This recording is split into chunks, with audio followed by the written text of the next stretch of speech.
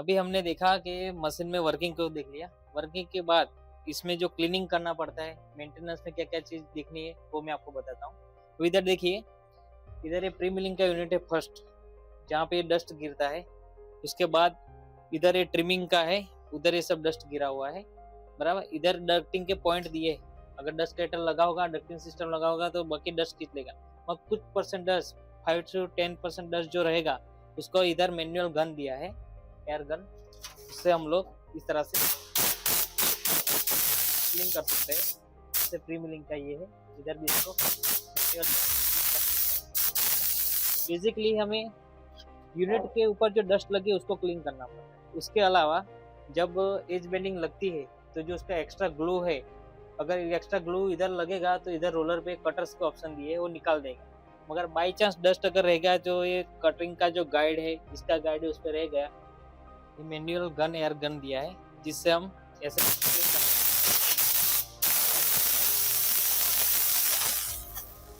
अगर कुछ percent dust रह गई है, डस्टिंग के बाद डस्टिंग सिस्टम लगा हुआ है, मगर बाकी अगर कुछ परसेंट डस्ट रह गए तो ऐसे क्लीन कर सकते हैं। और दूसरा मैंने बताया, जैसा अगर ग्लू अगर लग जाता है, जैसे ये गाइड है, इधर गाइड है, तो उसको मैन्युअल डीजल या थिनर से क्लीन करके हम प्रॉपर रख सकते हैं। अगर जितना क्लीन होगा उतना आपका फिनिशिंग जो है उतना अच्छा रहेगा। दूसरी चीज, लुब्रिकेशन। अभी इसमें ऑटोमेटिक लुब्रिकेशन पंप दिया है। इधर जैसे इसमें टाइमिंग डाला हुआ है, जैसे वो टाइमिंग ऑपरेट होता है, वो अपने आप ऑटोमेटिक ये क्या होता है कि वो लुब्रिकेशन करेगा। जो लुब्रिकेशन ऑयल है वो हर एक यूनिट में अपने पास ऑटोमेटिक यहाँ से मूव करेगा।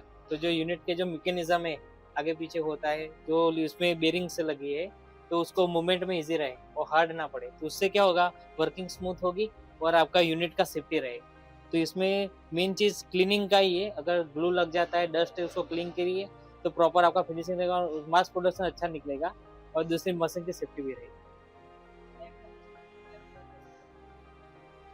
अभी ये मशीन जितना मूवमेंट हो रहा है वो सब एयर पे ही डिपेंड है।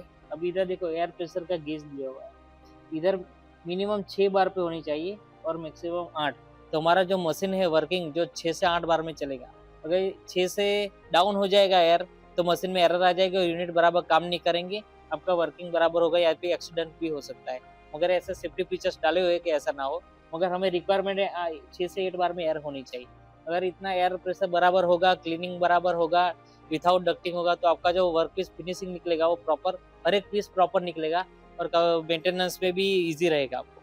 तो ये इतनी चीज ध्यान रखनी पड़ती है मेंटेनेंस में और एयर प्रेशर के लिए, तो इस बेंडिंग का काम आपको कभी भी रुकेगा नहीं। और इतना ध्यान रखेंगे तो इसमें बाकी कुछ मेंटेनेंस ज्यादा है नहीं। ठीक है, थैंक यू। तो ये मशीन में इतना ही वो काम होता है, इतना इतना ध्यान रखोगे तो बराबर चलेगा। थैंक यू सो मच, मिलते हैं नेक्स्ट।